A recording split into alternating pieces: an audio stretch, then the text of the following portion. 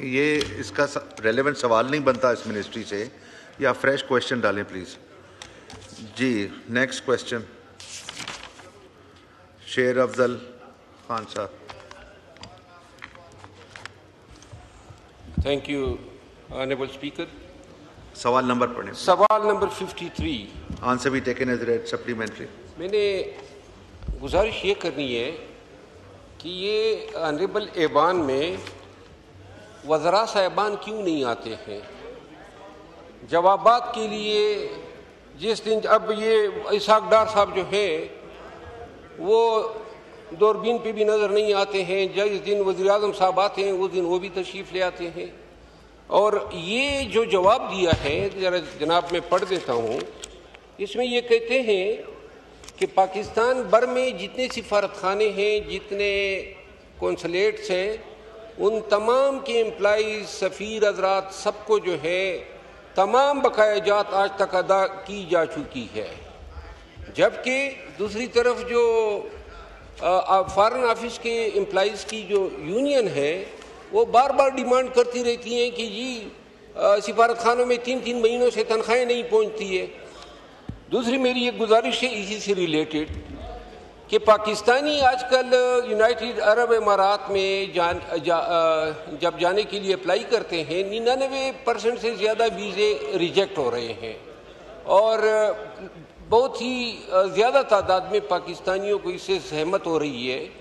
کیا ہی اچھا ہو کہ حکومت پاکستان وزارت خارجہ لیول پہ UAE کی حکومت سے یہ میٹر ٹیک اپ کر لیں. ماضی میں اس طرح نہیں ہوتا تھا، لیکن آج کل تقریباً 99.9% ویزے ریجیکٹ ہو رہے ہیں، اور حتیٰ کہ اس ایوان میں موجود کئی ممبران اسمبلی جو ہیں ان کے بھی ویزے ریجیکٹ ہوئے تھے جب تک یہ بلو پاسپورٹ پہ اب ہمیں ضرورت نہیں ہوتی ہے ہمارے پاسپورٹ پہ. لیکن پارلیمنٹیرینز کے بھی ویزے ریجیکٹ ہوتے ہیں، تو عام آدمی کا کیا ہوگا؟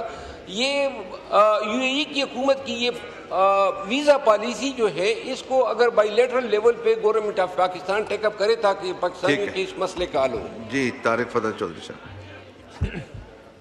جی بہت شکریہ جناب اسپیکر. سر جو آنریبل ممبر نے جو ضمنی سوال کیا ہے اس میں جو پہلا ان کا حصہ ہے اس کو تو ایڈیکویٹلی رپلائی کر دیا گیا ہے کہ کسی طرح کے کوئی ڈیوز، کسی طرح کا کوئی رینٹ یا اور کوئی پیبل اماؤنٹ جو ہے وہ پینڈنگ نہیں ہے، وہ ساری پیڈ ہیں. اور دوسرا جو سوال ہے انہوں نے جو UAE کے حوالے سے کیا ہے تو میں عرض کر دیتا ہوں کہ ہمارے فارن منسٹر اور ڈپٹی پرائم منسٹر جناب اسحاق ڈار صاحب کی مسلسل جو انگیجمنٹ رہی ہے UAE کے ساتھ، اس کے نتیجے میں UAE نے سب سے پہلے جو ڈپلومیٹک، میں وہاں سے شروع کر کے پھر دوسری اس پہ ویزا پالیسی پہ بھی آ جاؤں گا شارٹلی. سب سے پہلے جو ڈپلومیٹک پاسپورٹ ہے اس کے اوپر ویزا فری انٹری کا معاہدہ سائن کرنے کے لیے UAE تیار ہوا، لیکن ہمارے فارن منسٹر اور ڈپٹی پرائم منسٹر کی میں سمجھتا ہوں کہ یہ بہت بڑی ایفرٹ ہے اور کامیابی ہے کہ انہوں نے اس پہ اتفاق نہیں کیا، اور انہوں نے کہا کہ صرف ڈپلومیٹک نہیں بلکہ جو آفیشیل پاسپورٹ ہے پاکستان کا اس پہ بھی آپ ویزا فری انٹری جو ہے وہ الاؤ کریں. اور وہ ایگریمنٹ الحمدللہ UAE کے ساتھ ہمارا سائن ہوا. اور جیسا کہ آنریبل ممبر نے خود بھی کہا کہ اس وقت پاکستان کے جتنے آفیشیل پاسپورٹ ہولڈر ہیں اور ڈپلومیٹک پاسپورٹ ہولڈر ہیں انہیں UAE ٹریول کرنے کے لیے ویزے کی ضرورت نہیں ہے. دوسرا جو انہوں نے کہا کہ جو ہمارے باقی ویزا اپلائی ہو رہے ہیں اور اس میں ویزا ریجیکشن ہے، تو یہ کسی حد تک بات جو ہے یہ ٹھیک ہے، اور اس کی وجہ یہ ہے کہ UAE میں کچھ ایسے کیسز رپورٹ ہوئے جس میں انفارچونیٹلی پاکستان کے کچھ ایسے اضلاع ہیں جن کی جو ایئر مارک ہوئے کہ وہاں سے لوگ ایسی کچھ سرگرمیوں میں ملوث پائے گئے کہ جو کہ خلاف قانون تھی اور UAE کی قوانین کے مطابق نہیں تھی. کچھ لوگ وہاں سے ڈیپورٹ بھی ہوئے. تو لہٰذا اب کچھ مخصوص اضلاع کے اوپر یہ سختی زیادہ ہے، اور اوورال بھی تھوڑی جو ویزا گرانٹ کرنے کی پالیسی ہے UAE کی وہ تھوڑی پہلے سے اسٹرکٹ ہے، اور اس کے اوپر بھی ہم UAE کے ساتھ انگیجمنٹ کر رہے ہیں. اور انشاءاللہ یہ جو ویزا پالیسی ہے اس میں اگلے چند دنوں میں آپ دیکھیں گے کہ نرمی آئے گی. کچھ ایشورنسز UAE کو ہماری طرف سے دی گئی ہیں اور مزید بھی ہم اس پہ کام کر رہے ہیں. یہ بالکل فارن آفس کے اور ہمارے فارن منسٹر جو ہیں اور ڈپٹی پرائم منسٹر ان کے نوٹس میں ہے معاملہ، اور ہم اس کے اوپر بڑی آپ یہ کہیں کہ محنت سے کام کر رہے ہیں اور انگیجمنٹس کر رہے ہیں. شکریہ سر. سپلیمنٹری سوال پوچھنا چاہ رہے ہیں جی؟ مائک کھولیں مولانا صاحب. میں نے کہا کہ ارد گرد پورے ملک میں موٹر ویز بن رہے ہیں, سوالات بھی اٹھ رہے ہیں, سندھ میں بھی, پنجاب میں, خیبر پختونخوا میں. تو وزیر مواصلات صاحب وہ کوئی 10 کلومیٹر کا بلوچستان میں کوئی موٹر وے دکھا سکتے ہیں, یا کوئی چھوٹا سا موٹر وے وہ دکھا سکتے ہیں. یوب سے کراچی تک ایک موٹر وے کا افتتاح کیا میاں نواز شریف صاحب نے, وہ دور گزر گیا. پھر عمران خان نے پھر اس نے اعلان کیا, پھر نہیں ہو سکا. پھر بعد میں یہ جو 15 مہینے کے لیے میاں شہباز شریف آئے, پھر اس نے اعلان کیا. لیکن 3 دفعہ اعلان کے باوجود 10 کلومیٹر بھی موٹر وے یا سڑک نہیں بن سکی. تو اس کا جواب دے کون ہے؟ یہ تو فریش سوال ہوگا, آپ جواب دینا. یہ جی گل اورنگزیب صاحب کا مائک کھولیں. جی جناب اسپیکر, بہت شکریہ. اس میں آنریبل ممبر صاحب نے فرمایا سر کہ شاید نیشنل ہائی وے اتھارٹی وہاں پہ کوئی زیادہ کام نہیں کر رہی بلوچستان کے اندر. سر بلوچستان کا ہم نے اس دفعہ جو major P S T P میں ایک ہی پروجیکٹ رکھا ہے سر, اور وہ 100 بلین کا پروجیکٹ ہے سر. وہ 100 بلین کوئی ٹرپل پی ماڈل پہ نہیں ہے سر, ہم نے خود گورنمنٹ نے وہ فنڈ دیا اور NHA نے دیا سر. اس میں 100 بلین ہم نے رکھا ہے چمن سے کراچی سر. وہ اس like motorway, not motorway, expressway ہے سر, ڈوئل کیریج ہے, اور ڈوئل کیریج میں اس میں ریسٹ ایریز اور باقی چیزیں جو ہے انٹرچینجز وغیرہ بھی ہیں.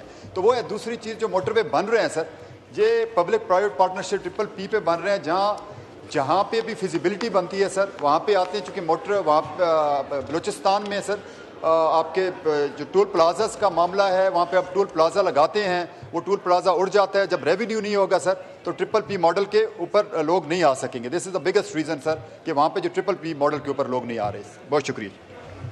شکریہ. نیکسٹ کوشچن مسٹر انجم عقیل خان صاحب. انجم عقیل صاحب کا مائک کھولیں.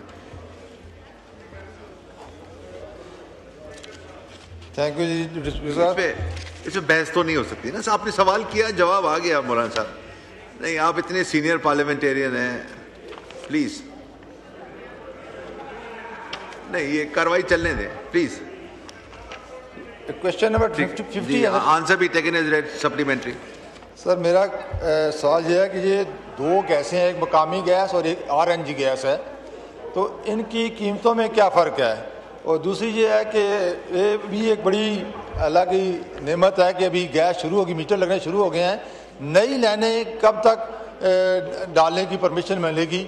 کیونکہ کافی علاقوں میں لائنیں نہیں پڑی ہوئی, اس لیے لوگ وہ اصرار کر رہے ہیں گیس کے لیے. تو یہ بتایا جائے جی. جی میاں خان بگٹی صاحب.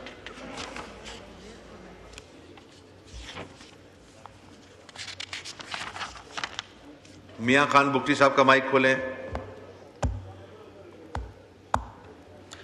جی سر, ممبر نے سوال کیا ہے سر. اس میں سر جو RLNG کے کنیکشن ہے سر, اس میں حکومت نے ستمبر والے مہینے میں ایک میٹنگ کی ہے, اس پہ RLNG کے لیے منظوری دیا ہے سر. اس میں یہ ہے کہ جو نئے کنیکشن ہے سر, تقریباً RLNG کا اس میں 2 لاکھ سے اباؤ اپلیکیشن درخواست جو جمع ہے RLNG کے لیے, تو اس کو فرسٹ پرائرٹی پہ رکھیں گے سر, اس پہ پہلے کام ہوں گے سر. اور جو پہلے والے گیس سے فاضل ممبر نے سوال کیا ہے کہ اس میں ریٹوں کا کیا فرق ہے.